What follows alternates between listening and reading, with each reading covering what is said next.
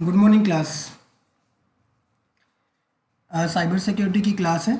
जैसा कि हम लोग पिछले क्लास में जो भी हमारी ऑफलाइन क्लासेस थी उन सब में हम लगभग 2 यूनिट कंप्लीट कर चुके थे। कुछ टॉपिक हमारे और थे, उन सबको हम एक बार दोबारा रिवाइज कर लेते हैं ताकि आपको ये इम्पोर्टेंट टॉपिक है और एग्ज़ाम के लिए बहुत ही ज़्यादा इम्पोर्टेंट है। तो हम लोग एक बार थोड़ा सा इन सब टॉपिक को देख लेते हैं। तो सबसे पहले हमारा जो है virtual private network. Virtual private network हमारा क्या होता है, इसको हम लोगों ने पढ़ा था। तो वर्चुअल प्राइवेट नेटवर्क हम जैसा कि देख रहे हैं कि एक वे होता है creating a secure connection to and from a network और a computer. The VPN uses strong encryption and restricted private data access which keeps the data secure from the other user of the underlying network, which could be of a public network like the internet।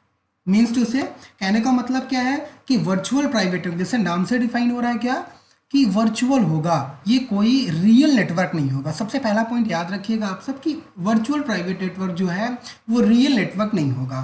ठीक, अब आपको ये पता है कि ये क्या एक कम्युनिकेशन, एक कनेक्शन, आपको सिक्योर कनेक्शन लिखा, क्या सिक्योर कनेक्शन क्रिएट करता है किसके बीच में, दो यूजर के बीच में। मान लीजिए यूजर ए और यूजर बी है, दो यूजर है, उनके बीच में एक सिक्योर कनेक्शन आपको ये प्रोवाइड करेगा with help of a network. अब जैसे कि हमें देखना है कि हम VPN का यूज क्यों करते हैं, why we use a VPN।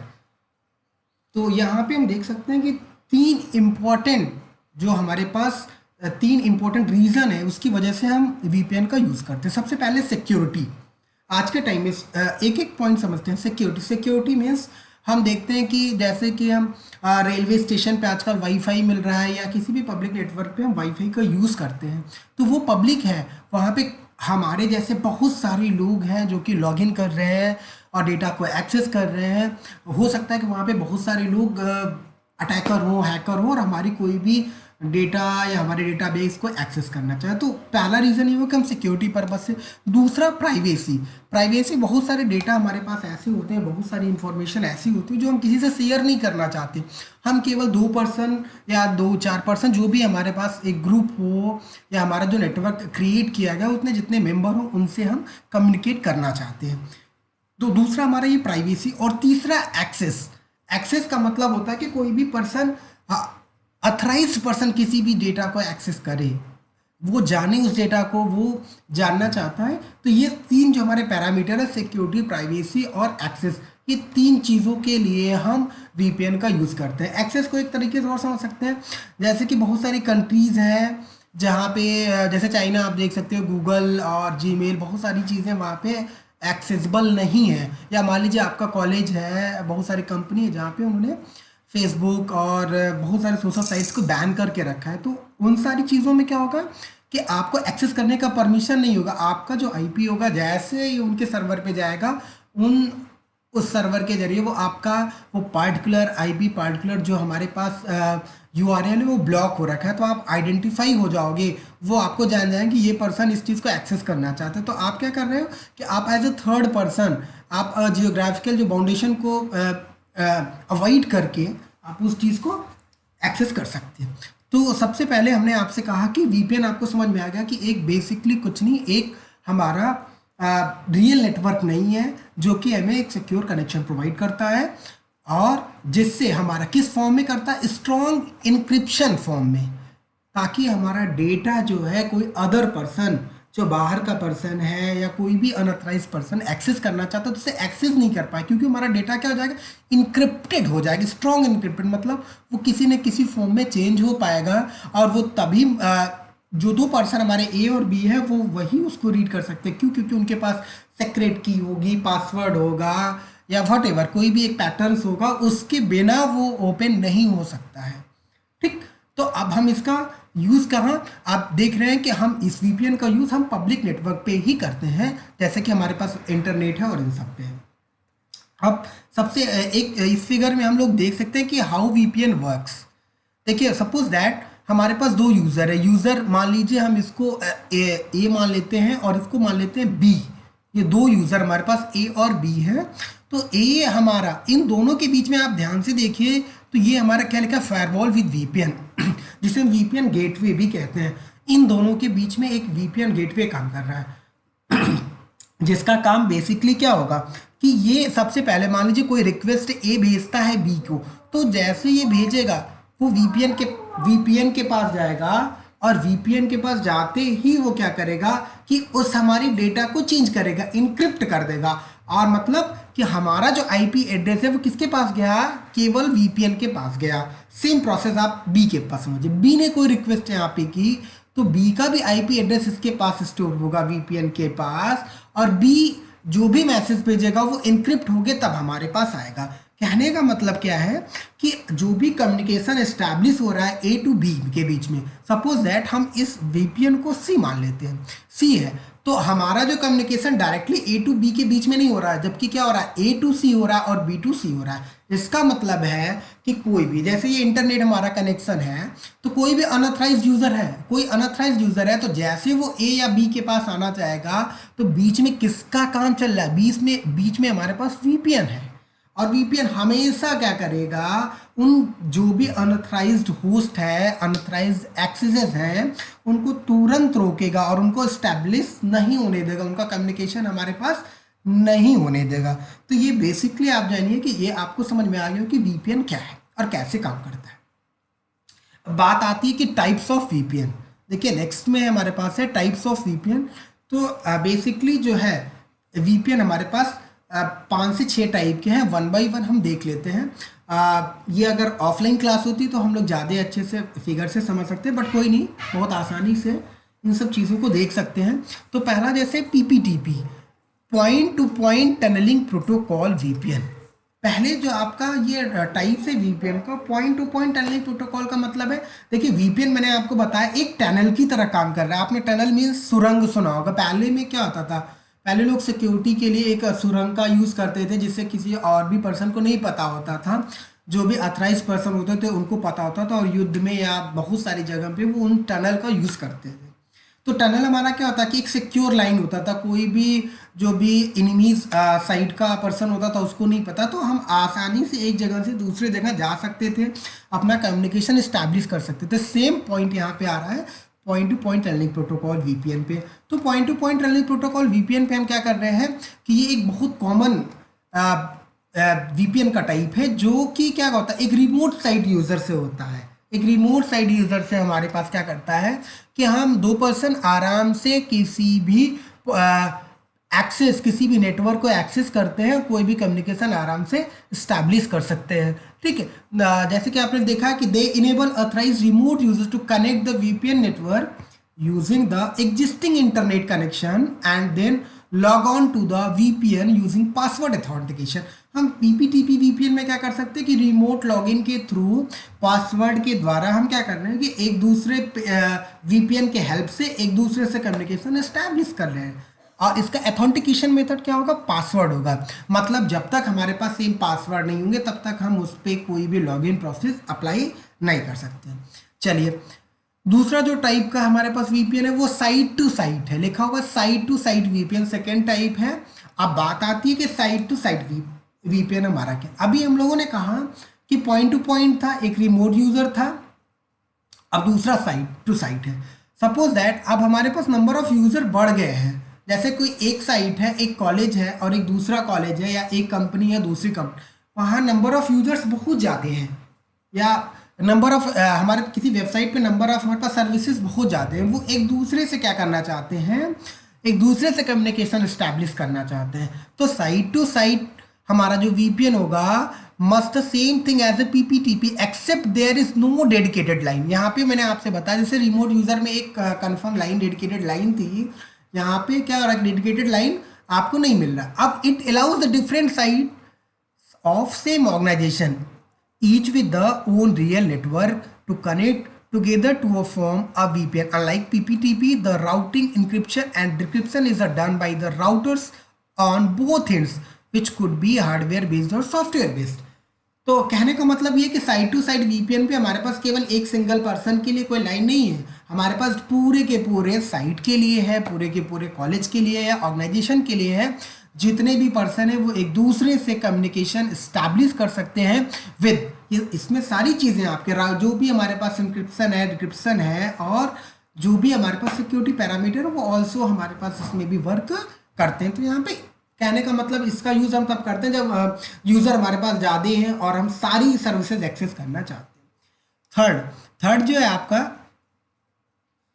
L2TP VPN है, layer two tunneling protocol. Layer two tunneling protocol का मतलब है कि अब हम क्या कर रहे हैं, देखिए थोड़ी थोड़ी डिफरेंट चीज़ें आ रही हैं। VPN का जो हमारा बेसिक कॉन्सेप्ट है सिक्योर कनेक्शन प्रोवाइड करना, उस कॉन्सेप्ट से हम डिफरेंट नहीं जा रहे हैं। कॉन्सेप्ट बिल्कुल हमारा पूरा का पूरा वही है, बट हम चीज़ें डिफरेंट कर, मेथड्स हमारे पास जो है वो डिफरेंट हो रहे हैं। मेथड्स को हम अलग अलग तरीकों से देख रहे हैं। अब लेयर का मतलब होता है कि हमारे पास जैसे कि आपने OSI लेयर पढ़ा होगा, TCP IP लेयर पढ़ा होगा। इंटरनेट के लिए TCP IP लेयर का यूज़ कर रहे हैं। हमारे पास जो मॉडल है TCP IP, वो कई सारे लेयर होते हैं और OSI में भी है। तो कहने का मतलब है कि अब हम लेयर वाइज जो हम इंक्रिप्शन प्रोवाइड कर रहे हैं, जो सिक्योरिटी प्रोवाइड कर रहे हैं, वो हम क्या कर रहे हैं कि डेटा की कॉन्फिडेंशियलिटी को मेंटेन करने के लिए, इंटीग्रिटी को मेंटेन करने के लिए हमारे पास जो डेटा है वो सेम होना चाहिए, कोई मॉडिफाइड डेटा हमारे पास नहीं हो रहा है। इसलिए हम L2TP टनलिंक प्रोटोकॉल का यूज़, VPN का यूज़ कर रहे हैं। इसको डेवलप जो किया माइक्रोसॉफ्ट और सिस्को ने किया है। फोर्थ है आपका IPsec। IPsec आपने सुना होगा, इंटरनेट प्रोटोकॉल। तो इंटरनेट प्रोटोकॉल सिक्योरिटी जो है ये आपका टनलिंग प्रोटोकॉल है। अब देखिए, it tries to trusted protocol which setups a tunnel from the remote site into your central site. As the name suggest it designed for IP traffic. IPsec requires expensive time-consuming client installation, and this can be considered as an important disadvantage. कहने का मतलब internet protocol, अब IP की बात आ गई, जहां पे हम IP की चर्चा करेंगे, IP ट्रैफिक की बात करेंगे। अब हमने क्या किया कि हम एक ऐसा टनल डिवाइड करेंगे, एक ऐसा टनल डिफाइन करेंगे, एक ऐसा VPN क्रिएट करेंगे जो IP बेस्ड होगा।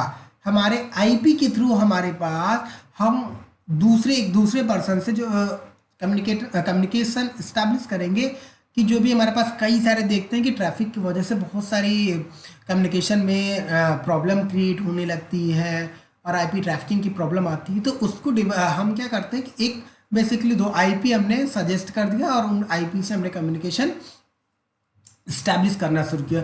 IP प्रोटोकॉल या IP टनलिंग प्रोटोकॉल का एक थोड़ा सा डिसएडवांटेज ये है कि एक्सपेंसिव होता है, टाइम कंज्यूमिंग होता है, और इन सबको इंस्टॉलेशन में बहुत थोड़ा सा टाइम जाता है, इसलिए इसका एक ये थोड़ा सा डिसएडवांटेज हो सकता है। SSL सिक्योर सॉकेट लेयर, आप देखे होंगे सिक्योर सॉकेट लेयर से बहुत ज़्यादा आप जानते भी होंगे। अक्सर इसका यूज़ हम क्या करते हैं कि वेब ब्राउजिंग में करते हैं, जब आप कहीं पे एक्सेस करते हैं किन्हीं ऑनलाइन वेबसाइट्स को, जिस पे बहुत सिक्योर वेबसाइट्स होती हैं, जैसे कि मान लीजिए आप कोई भी ट्रांजैक्शन, ऑनलाइन बैंकिंग या ऐसे साइट्स का यूज़ करते हैं, तो उसमें सिक्योर सॉकेट लेयर का बहुत ज़्यादा यूज़। तो सिक्योर सॉकेट लेयर जो हमारा VPN accessible via HTTP over a web browser, HTTP के थ्रू हमारे वेब ब्राउज़र पे एक्सेस किया जाता है। SSL create a secure session, एक टाइम आपके पास क्या करता है, सिक्योर करता है from your PC browser to the application server you are accessing.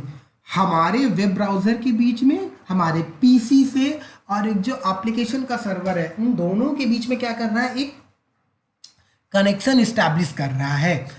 Access जो हमें मिलना चाहिए उसको सिक्योरिटी के साथ क्या कर रहा है, एक सेशन, एक टाइम उनको डिवाइड कर दे रहा है, और इन टाइम के बीच में हमें क्या करना है कि अपनी सिक्योरिटी, अपने जो भी कम्युनिकेशन है उनको इस्टेब्लिश करना है। द मेजर, इसका एडवांटेज बेसिकली क्या है, the major advantage of SSL is that doesn't need any software install because it use the web browser to the client application.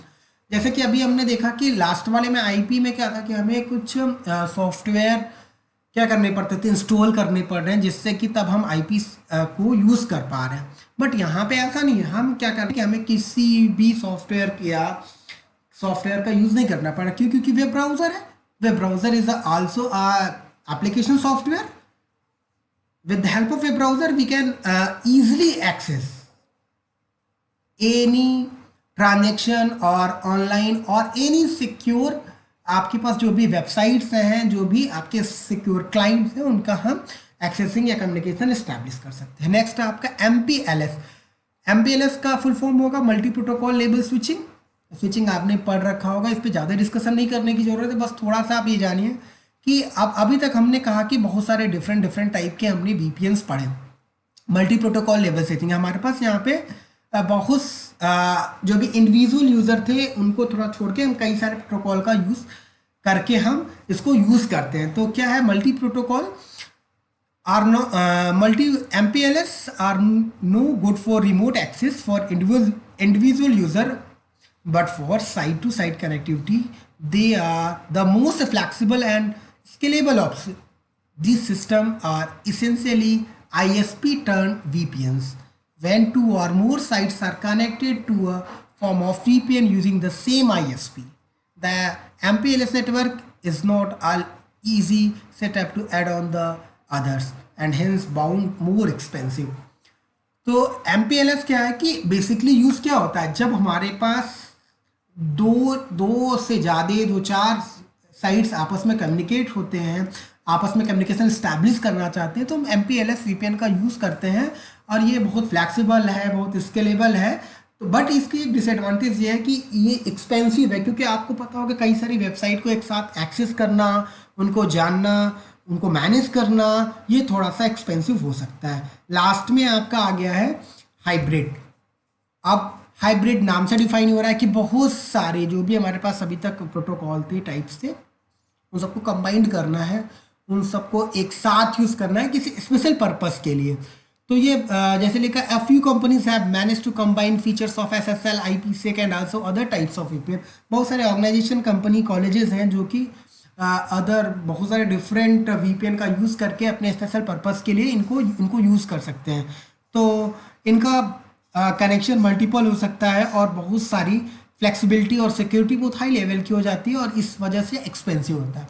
तो अभी ये हमारे पास टाइप्स ऑफ VPN था, जो सारे टाइप्स आपने पढ़े। तो आप ये समझ सकते हैं कि VPN क्या है। एक बार फिर हम लोग देख लेते हैं कि VPN क्या है। A virtual private network x tends a private network across a public network. हमारा क्या है, public network and enables users to send and receive data across shared or public network as if their computing device were directly connected to the private network। तो basically मुझे लग रहा हो कि आपको VPN का कॉन्सेप्ट आप सबको एक बहुत आसानी से समझ में आ गया।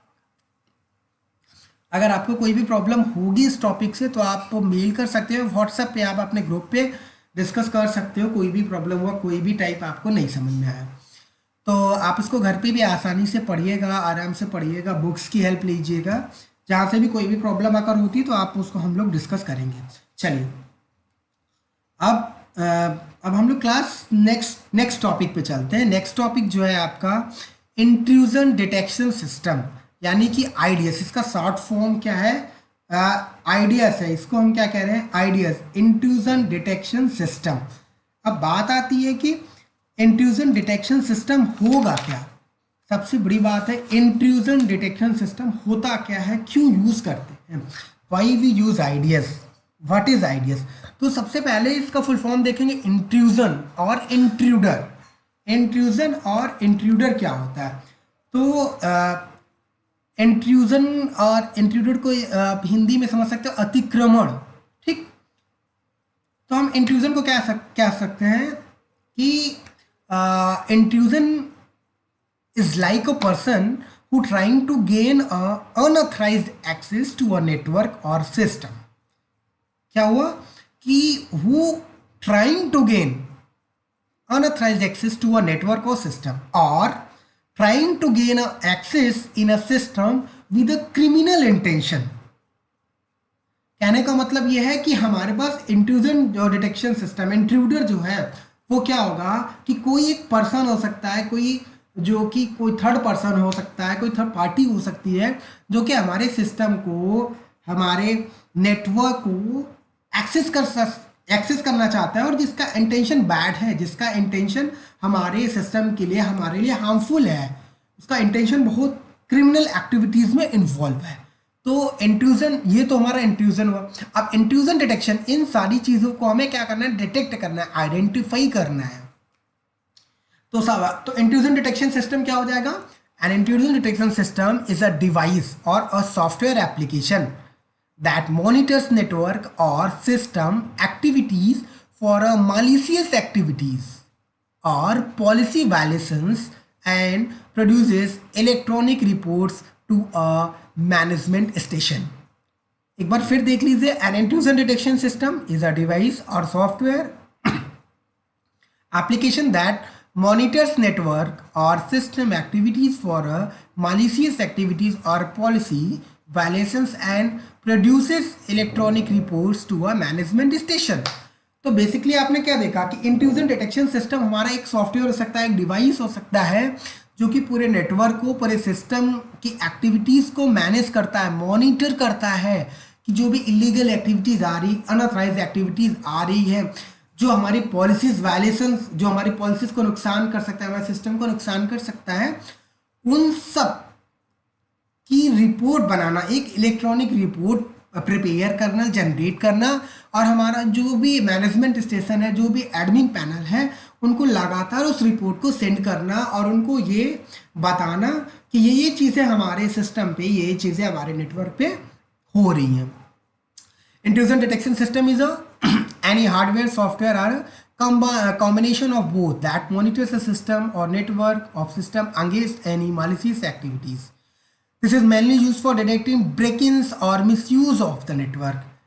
तो इंट्रूजन डिटेक्शन सिस्टम हमारा हार्डवेयर सॉफ्टवेयर हो सकता है या दोनों का कॉम्बिनेशन होता है। It's depend upon our need, हमारा नीड क्या है, हम कैसे चीज़ों को मैनेज करना चाहते हैं, क्या क्या इन्फॉर्मेशन हम गेन करना चाहते हैं, क्या क्या चीज़ें हम मॉनिटर करना चाहते हैं, इस पे डिपेंड होता है। अब हमारे पास मालिशियस एक्टिविटीज़ को हमें आइडेंटिफाई करना है, या बेसिकली इसका यूज़ क्या है कि डिटेक्ट करना, जो भी हमारे कोई भी थर्ड पर्सन, कोई भी थर्ड पार्टी हमारे नेटवर्क का मिस यूज़ ना कर पाए, इसलिए हम आईडीएस का यूज़ करते हैं। ये फिगर में आप देख सकते हो, बहुत आसानी से समझ सकते हो कि आईडीएस का बेसिकली यूज़ क्या है। अब जैसे कि यहाँ पे कई सारे आईडीएस हमारे पास, इंटरनल आईडीएस एक यूज़ हमारे पास हुआ है, और हमारे पास एक सर्वर है, मॉनिटर सर्वर है, और कोई भी पर्सन है, जो भी वर्क स्टेशन है या कोई भी अदर पर्सन है, वो एक दूसरे से कनेक्शन है with help of switching, firewall and internet, और कई सारी चीज़ें हमारे पास इन्वॉल्व है। तो बेसिकली हम क्या कर रहे हैं कि जो भी हमारे पास, जो भी यहाँ पे वर्क स्टेशन है, स्विच के थ्रू यहाँ फायरवॉल, और ये इंटरनेट जो भी हमारा पब्लिक आईएसपी प्रोवाइडर है, उसके थ्रू हम जो भी इंफॉर्मेशन एक्सेस हो रहा है, तो देखिए इन दोनों के बीच में आप यहाँ पे आईडीएस वर्क कर रहा है। तो या इंटरनल आईडीएस भी हम यहाँ स्विच पे भी यूज़ कर सकते हैं, और ये हमारा सर्वर है। तो जो भी यहाँ पे सर्वर के थ्रू जो भी हमारे पास प्रॉब्लम अकर हो रही है, वो आईडीएस हमारा क्या कर रहा है, बेसिकली एक एक चीज़ों को मॉनिटर कर रहा है, एक एक चीज़ों को आइडेंटिफाई कर रहा है, डिटेक्ट कर रहा है कि कोई इलीगल एक्टिविटी तो नहीं परफॉर्म हो रही है, कोई मिसयूज तो नहीं कर रहा है हमारे सर्वर का। ठीक, तो ये रहा हमारे बेसिकली हमारे पास एक intrusion system, intrusion detection system क्या होता है। इंट्रूजन डिटेक्शन सिस्टम क्या होता है, तो ये बेसिकली आप इंट्रूजन डिटेक्शन सिस्टम समझ गए होंगे कि क्या चीज़ है। अब बात आती है आपकी कि टाइप्स ऑफ आइडियाज। देखिए बेसिकली इंपॉर्टेंट अगर आप देखेंगे तो हमारे पास दो टाइप के आइडियाज हैं, पहला होस्ट बेस्ड आइडियाज और दूसरा जो हमारे पास है नेटवर्क बेस्ड आइडियाज। लेकिन इनके अलावा हमें तीन और भी टाइप्स ऑफ आइडियाज हमें पढ़ने हैं, तो वन बाय वन हम लोग करके देखते हैं कि क्या क्या आइडियाज के टाइप्स हैं। फर्स्ट, जैसे कि अब इन टाइप्स के आइडियाज़ को पढ़ने के पहले सबसे पहले थोड़ी सी चीज़ें एक हम लोग और भी आइडेंटिफाई कर लेते हैं कि जो इनका पर्पस होगा, बेसिकली इंट्रूडर का पर्पस क्या होता है, इंट्रूडर क्या चाहता है। तो इंट्रूजन जो डिटेक्शन सिस्टम हम क्यों अप्लाई कर रहे हैं, तो बेसिकली हम क्या कि हमारा जो इंट्रूडर होगा वो क्या कर सकता है कि it may be steal our data, जो हमारा डेटा है, जो हमारे पास इंफॉर्मेशन है, उसको चुरा सकता है, स्टील कर सकता है। It may B unbalance your database, ये हमारे डेटाबेस को पूरा अनबैलेंस करता है, मिसमैनेज्ड कर सकता है, मॉडिफाई कर सकता है, यूज़र के इंफॉर्मेशन को बदल सकता है, चेंज कर सकता है, और हमारे पूरे के पूरे डेटाबेस को करप्ट कर सकता है। तो बेसिकली आप देखेंगे कि पूरा का पूरा ये किसी भी पर्सन के लिए, किसी भी सिस्टम के लिए, किसी भी नेटवर्क के लिए ये बहुत बड़ा प्रॉब्लम क्रिएट हो जाएगा कि उसका पूरा का पूरा डेटाबेस मिसमैनेज हो जाए। तो इन सारे प्रॉब्लम को डिटेक्ट करने के लिए, आइडेंटिफाई करने के लिए, इनसे बचने के लिए हम क्या कर रहे हैं कि इन सारे टाइप्स ऑफ आइडियाज़ की यूज़ करते हैं। अब जो टाइप ऑफ आइडियाज़ हैं इनका यूज़ हम अपनी नीड के अकॉर्डिंग करेंगे कि हमें किस टाइप की नीड है, क्या रिक्वायरमेंट है उस टाइप से। होस्ट बेस्ड आइडियाज़, तो HIDS जो बेसिकली हमारे पास है, तो होस्ट नाम से डिफाइन हो रहा है, host based ideas. Intrusion detection system is install on the host in the network. जो भी होस्ट होगा, जो भी पर्सन होगा, जो भी हमारा सिस्टम होगा, जो भी डिवाइस होगा, उस होस्ट पे हमारा ये आइडिया सबसे पहले इंस्टॉल होगा। HIDS collects and analyzes the traffic that is originated or it intended to that the host। HIDS हमारा जो होगा वो क्या करेगा कि हमारा एनालाइज करेगा, ट्रैफिक को मैनेज करेगा, जो भी हमारे होस्ट पे लगातार चीज़ें चल रही हैं उन सब इंफॉर्मेशन को, उन सब एक्टिविटीज़ को वो क्या करेगा, लगातार आइडेंटिफाई करेगा और उनको मॉनिटर करेगा। ठीक, अब HIDS जो हमारा है वो डेटा पैकेट को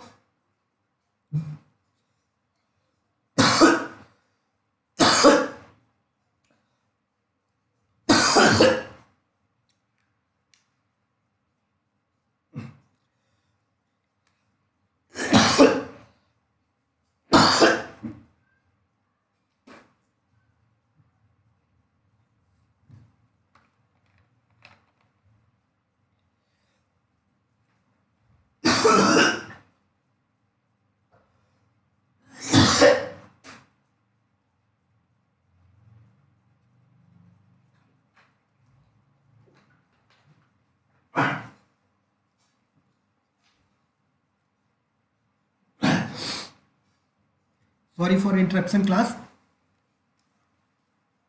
तो हम लोग HIDS को देख रहे थे। तो ये मॉनिटर क्या करेगा, डेटा पैकेट को मॉनिटर करता है, जो भी हमारे डिवाइसेस हैं उन सब की चीज़ों, उन सब को होस्ट पे जो हमारी चीज़ें आ रही हैं उन एक्टिविटीज़ को एनालाइज करेगा और उनको डिटेक्ट करके लगातार एक इंफॉर्मेशन, एक प्लेटफॉर्म जो है हमारा क्रिएट करेगा। नेक्स्ट है हमारा network based ideas. Network based ideas जो है हमारा, वो हमारा नेटवर्क इंफ्रास्ट्रक्चर पे, जैसे कि यहाँ पे भी होस्ट की बात आई थी, वैसे नेटवर्क पे होगा।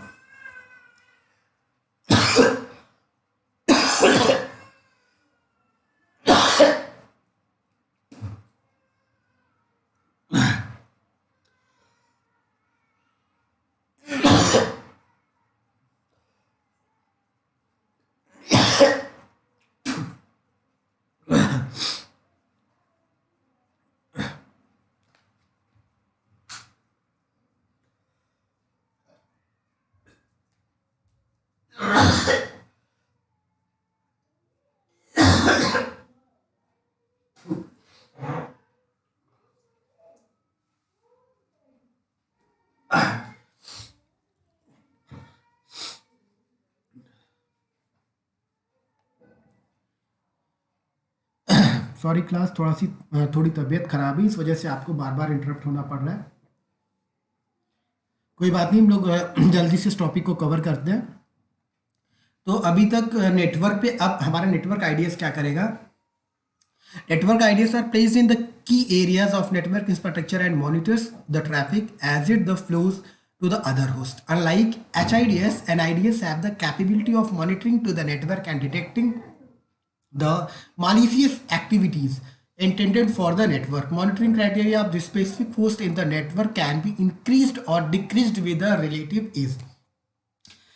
हमारा बेसिकली देखिए नेटवर्क आइडियाज नाम से डिफाइन हो रहा है कि अब हमारे पास जो सर्वर है, जो नेटवर्क है जिस पे काम कर रहे हैं हम एक नेटवर्क पे, उस पर कितनी ट्रैफिक आ रही है, क्या क्या कितनी एक्टिविटीज़ हो रही है, उन सब का डेटा हमें क्या करना है, मैनेज करना है, प्रिपेयर करना है और अपने जो स्टेशन है, मैनेजर है, उसको सेंड करना है, एक रिपोर्ट जनरेट करनी है।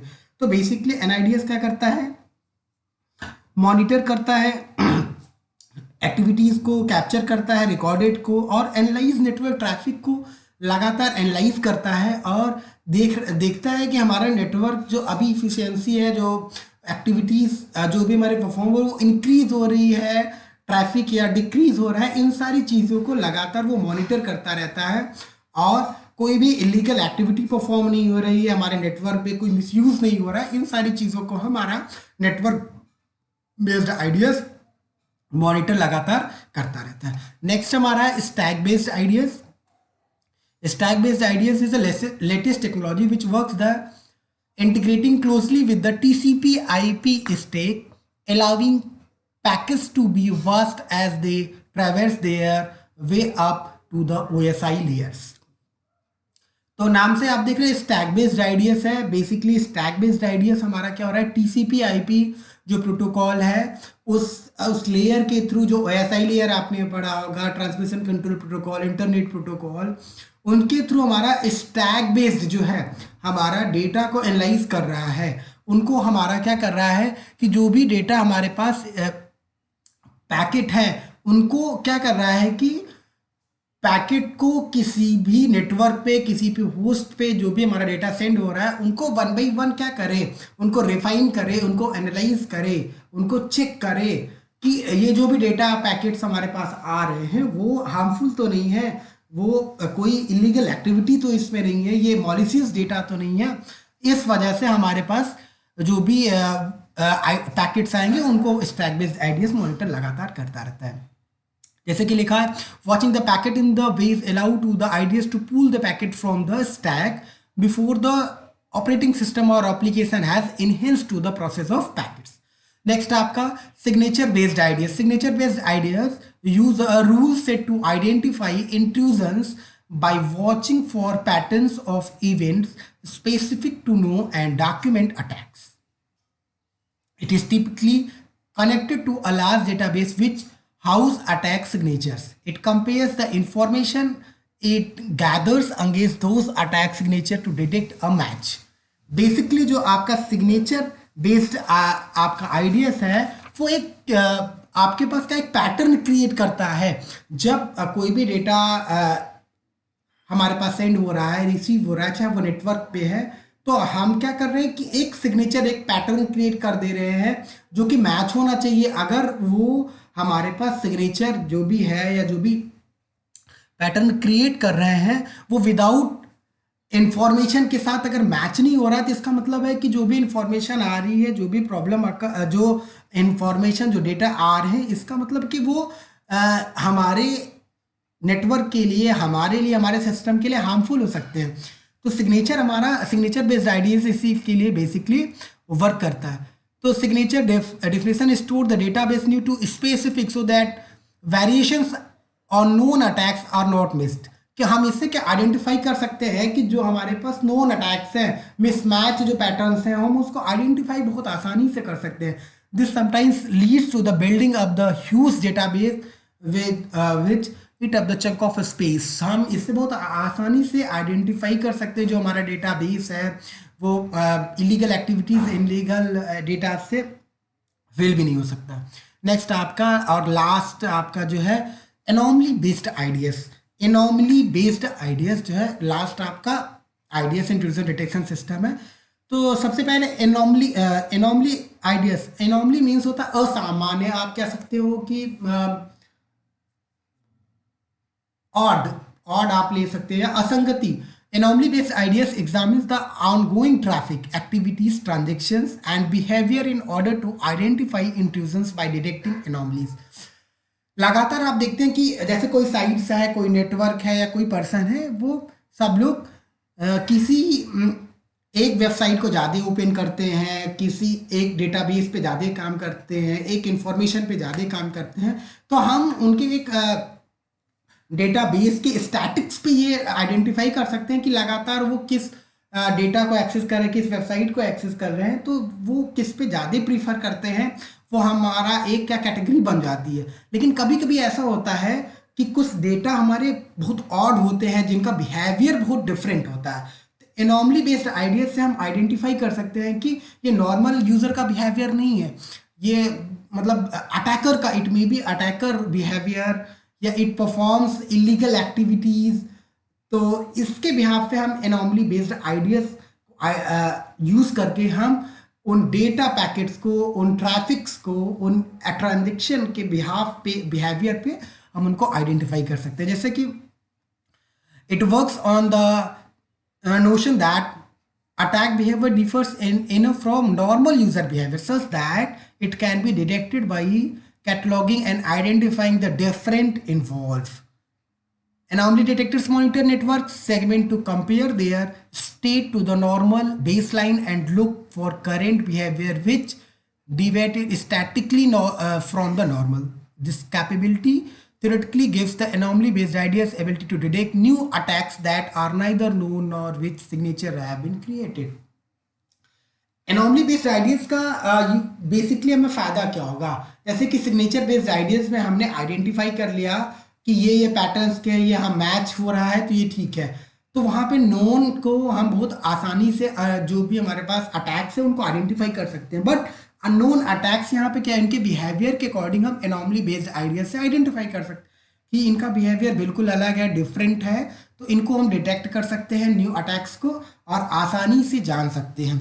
तो ये अभी आपका जो पूरा टॉपिक आइडियाज़ का था वो यूज़ हम देखें कि कैसे कैसे हमारा आइडियाज़, अब आइडियाज़ हमारा कहीं पे भी यूज़ हो सकता है, हर कॉलेज में, ऑर्गेनाइजेशन में, एटीएम में। जैसे कि आप कभी भी देखिए, आपको पता चल जाता है, आप कॉल सेंटर पे भी कॉल करते हो तो पता चल जाता है कि आपने कब कब ट्रांजेक्शन किया है। तो वो आइडिया ऐसा कि जब जब आपने एटीएम से ट्रांजेक्शन किया है, जब जब आपने वेब के थ्रू ट्रांजेक्शन किया है, तो वो सारे ट्रांजेक्शन आपको आइडेंटिफाई, इंट्रूजन डिटेक्शन सिस्टम आपका मैनेजमेंट स्टेशन से मैनेज करके आपको हर एक्टिविटी का इंफॉर्मेशन आपको लगातार दे देता है। तो ये बहुत जगह पे आजकल आइडियाज़ का यूज़ हर जगह पे यूज़ हो रहा है। अब जो आपका लास्ट टॉपिक है आज का, एक्सेस कंट्रोल। आज का जो लास्ट टॉपिक है क्लास वो है एक्सेस कंट्रोल। अब बात आपकी आती है कि एक्सेस कंट्रोल होता क्या है। नाम से आपने डिफाइन हो रहा होगा कि एक्सेस कंट्रोल, एक्सेस क्या है। सबसे पहले एक्सेस आप जानो कि what is access. Access control is a security technique that regulates who or what can view or use resources in a computing environment. Physical access control limits access to the campus, buildings, rooms, and physical IT assets. Logical access control limits connection to computer network, system, files, and data. Means to say that access जो है, आपको access control क्या करता है, एक security की technique है, एक मेथड है जो आपको परमिशन देता है कि कौन पर्सन क्या कर सकता है, कौन पर्सन आपकी किस इंफॉर्मेशन को देख सकता है, अपडेट कर सकता है, चेंजेस कर सकता है, केवल सी कर सकता है, राइट कर सकता है, रीड कर सकता है। ये सारे जो ऑप्शन है वो आपका एक सिक्योरिटी टेक्निक एक्सेस कंट्रोल है जो किसी भी पर्सन को अथॉरिटी देती है कि कौन सा पर्सन आपका क्या कर। अब अगर देखें तो दो टाइप के हमारे पास एक्सेस कंट्रोल हम डिफाइन कर सकते हैं। जैसे फिजिकल एक्सेस कंट्रोल, तो फिजिकल एक्सेस कंट्रोल में आप क्या कर सकते हैं कि आपने कोई एक्सेस कंट्रोल की, इस बिल्डिंग में कौन सा पर्सन आ सकता है, किसके पास पार्टिकुलर आई कार्ड है वो इस बिल्डिंग में आएगा, यहाँ का पर्सन है तभी आएगा। एक रूम में आपने कर दिया कि ये वीआईपीज के लिए रूम है, तो वहाँ पे आई कार्ड के थ्रू आप चेक करते हो कि ये वीआईपीज है, इस रूम में बैठेंगे, इस चेयर पे बैठेंगे। तो that is a physical access control. कि या आप ये कह सकते हो कि ये सिस्टम है तो ये पार्टिकुलर सिस्टम इनके नाम अलॉट है तो ये यूज करेंगे, प्रिंटर इनके नाम है तो ये यूज करेंगे। ऐसे आईटी एसेट्स को यूज करने के लिए इन एक्सेस कंट्रोल का यूज कर सकते, that is a physical. But दूसरा हमारे पास अगर हम बात करें लॉजिकल एक्सेस कंट्रोल, जिसका हम ज़्यादा यूज़ करते हैं, जिसकी हम बात करेंगे, तो लॉजिकल एक्सेस कंट्रोल का क्या होगा कि कंप्यूटर नेटवर्क पे, कंप्यूटर सिस्टम पे इनका यूज़ जो होगा, जो हम ज़्यादातर आजकल यूज़ करते हैं, वो हमारा एक्सेस कंट्रोल जो है वो लॉजिकल एक्सेस कंट्रोल होता है। जैसे देख सकते हैं डिफिनेशन में भी है, access control is any mechanism by which a system grants और revokes the right to access some data or perform some actions. Normally a user must first log into a system using some authentication system. Next, the access control mechanism control what operation the user may or may not make by comparing the user ID and access control database। बहुत आसान, आप समझ सकते हो इसको आसानी से। Access control क्या है? एक्सेस कंट्रोल सिस्टम एक मैकेनिज्म, एक मेथड है जो कि क्या करता है, जो हमें परमिशन ग्रांट करता है कि कोई एक राइट प्रोवाइड करता है कि हम किस डेटा को एक्सेस कर सकते हैं, कोई एक्शन परफॉर्म कर सकते हैं। तो बेसिकली इस सिस्टम को एक्सेस करने के लिए हम जो मेथड, लॉजिकल मेथड जो है वो यूज करने के लिए क्या करते हैं, हमारे पास एक लॉगिन आईडी होती है, एक पासवर्ड होता है, जिससे हम एथेंटिकेट होते हैं कि हाँ, that person is a right person for use right place, use right data. Means to say कोई एक पर्सन है, जैसे एडमिन है, तो वो एडमिन की जितनी भी एक्शन है वो परफॉर्म करने के लिए उसके पास राइट है, ना कि यूजर के पास। और जबकि जो यूजर है उसकी एक्सेस जो है, उसकी जो परमिशन है, जो उसका लेवल है, वो इंफॉर्मेशन का एक्सेस करने का, एक्शन परफॉर्म करने का, अपडेट करने का, डिलीट करने का, वो कम है, एडमिन के ज़्यादा है। तो हम एक्सेस जो लिमिट है वो according to user, according to person हमारे पास डिपेंड करती है। तो हमें क्या करना है कि एथेंटिकेशन सिस्टम के थ्रू हम ये काम को करते हैं। अब हमारा जो ऑपरेशंस है, अब ये डिफाइन होता है कि कौन सा पर्सन किस टाइप का यूजर आईडी उसको मिला है और उसके हिसाब से वो डेटाबेस एक्सेस को कंट्रोल कर सकता है। तो उस हिसाब से वो एक्सेस कंट्रोल को डिफाइन करता है। जैसे access control system include file permissions such as create, read, edit और delete on a file server. जो भी हमारे पास फाइल्स है, जैसे आप कोई फाइल क्रिएट करना चाहते हो, डिलीट करना चाहते हो, अपडेट करना चाहते हो, तो फाइल सर्वर के हेल्प से एक्सेस जो आपको प्रोवाइड मिलता है वो फाइल के लिए भी मिल सकता है। दूसरा, program permission such as right to execute a program on application server. Admin है, कोई प्रोग्रामर है, कोई प्रोड्यूसर है, वो क्या कर रहा है, सॉफ्टवेयर जो आपका डेवलपर है वो क्या कर रहा है कि प्रोग्राम के परमिशन उसको अलाउ है, वो क्या कर सकता है, कोई भी प्रोग्राम एग्जीक्यूट कर सकता है, मेक कर सकता है, एप्लीकेशन सर्वर पे उसको इंस्टॉल कर सकता है, ताकि और भी यूजर उसको यूज कर पाए, जो भी हमारे पास न्यू चैलेंजेस हैं उनको एक्सेप्ट करे और लगातार उन सारी चीज़ों को देख सकता है। तीसरा आपका है data right such as the right to retrieve और update information in a database. जैसे कि राइट है, डेटा राइट का मतलब जो भी इंफॉर्मेशन है, जो भी आपके डेटा है, वो यूज़र अपने अकॉर्डिंग मैनेज करे, एडमिन अपने अकॉर्डिंग मैनेज करे, जो सर्वर पे पर्सन है वो अपने। जैसे कि आप एक सिंपल एग्जांपल ले लेते हैं, अपने कॉलेज का एग्जांपल ले लें। आप सब स्टूडेंट के पास क्या है, एक अपने यूज़र स्टूडेंट आईडी। तो यूज़र स्टूडेंट आईडी में आप क्या कर सकते हो, अपने अटेंडेंस चेक कर सकते हो, अपनी फी चेक कर सकते हो, अपने जो भी असाइनमेंट्स हैं उनको देख सकते हो। तो आपके राइट्स क्या हैं, आपके राइट्स लिमिटेड है कि ये चीज़ें आपके कर सकते हो। जबकि अब टीचर, फैकल्टी लॉगिन है, फैकल्टी क्या कर सकता है, आपके अटेंडेंस को मैनेज कर सकता है, अपडेट डिलीट कर सकता है, आपको कोई भी जो भी होमवर्क दे सकता है, आपको कोई भी असाइनमेंट प्रोवाइड कर सकता है। तो ये सारी चीज़ें आप फैकल्टी। जबकि एडमिन क्या है, आप एडमिन क्या करता है कि आपके आईडी को डीएक्टिवेट कर सकता है, जो भी अगर आपका पासवर्ड मिसमैच है तो आपको एक्सेस, मतलब इंफॉर्मेशन एक्सेस करने की परमिशन नहीं दे सकता। तो ये अलग अलग तीनों लेवल है, जो एडमिन है, जो फैकल्टी है और जो स्टूडेंट है, इन तीनों के एक्सेस जो है वो अलग। आप अपना आई कार्ड ले जाते हो और आप अपने सिस्टम पे यूज़ करते हो, तो जब आपका आई कार्ड आप जैसे सिस्टम पे लगाते हो, बायोमेट्रिक सिस्टम पे, तो बायोमेट्रिक सिस्टम आपके इंफॉर्मेशन को पहले क्या करता है, एक्सेस कंट्रोल पे जाके आपके डेटाबेस से मैच करता है। अगर आपका डेटाबेस मैच हो जाता है तभी आपको एक्सेस करने के आगे परमिशन देता है, अदरवाइज नहीं देता। तो without access control we can not do in logical, we can not do anything in logical control, access control pattern. तो बेसिकली देखिए, तो आज के टाइम में सिक्योरिटी हमारी बहुत ज़्यादा ब्रेक हो रही है, हैकर्स, अटैकर्स बहुत ज़्यादा वर्क कर रहे हैं। तो धीरे धीरे हम बायोमेट्रिक को ला रहे हैं। हमारे पास जो सिस्टम है, एक्सेस का मेथड से पहले पासवर्ड से हो जाता, अब ओटीपी से हो जाता, अब हम क्या कर रहे हैं कि बायोमेट्रिक ला रहे हैं, एक्सेस कंट्रोल ला रहे हैं। हम आई कार्ड के थ्रू भी एक्सेस कंट्रोल कर रहे हैं, हम अपने फिंगर के थ्रू, हम अपने पाम के थ्रू। तो एक्सेस कंट्रोल हम लगातार बढ़ा रहे हैं। तो क्लास, आज का जो हमारा क्लास था, बेसिकली ये 3 टॉपिक हम लोगों ने कंप्लीट किया। तो आई होप आपको ये सही लगेगा। अगर कोई भी प्रॉब्लम आप इन तीनों टॉपिक में आएगी तो आप व्हाट्सएप ग्रुप पे हम लोग उसके बारे में डिस्कस कर सकते हैं। इन सब आप जरूर पढ़िए, सारी चीज़ें पढ़िए, सारे क्लास करिए। और क्योंकि एग्ज़ाम होने हैं, आप सबके एग्ज़ाम होने हैं, आप अच्छे से पढ़ाई करिए, घर पे हैं। और सारी चीज़ें मैनेज करते हुए पढ़ाई पे आप अपना फोकस करिए। ठीक है, तो आज की क्लास के लिए इतना ही। बाकी जो भी प्रॉब्लम आपको आएगी हम लोग डिस्कस करते हैं। Okay class. और अगर आप और भी कुछ भी प्रॉब्लम आपको होती है तो बिल्कुल आप डिस्कस कर सकते हैं, पूछ सकते हैं। आप आराम से एक एक चीज़ पढ़िए, नोट्स का यूज़ करिए, आप इंटरनेट या जहाँ से भी आपको चीज़ें समझ में आती हैं वहाँ से आप इसको यूज़ कर सकते। Okay, thank you class.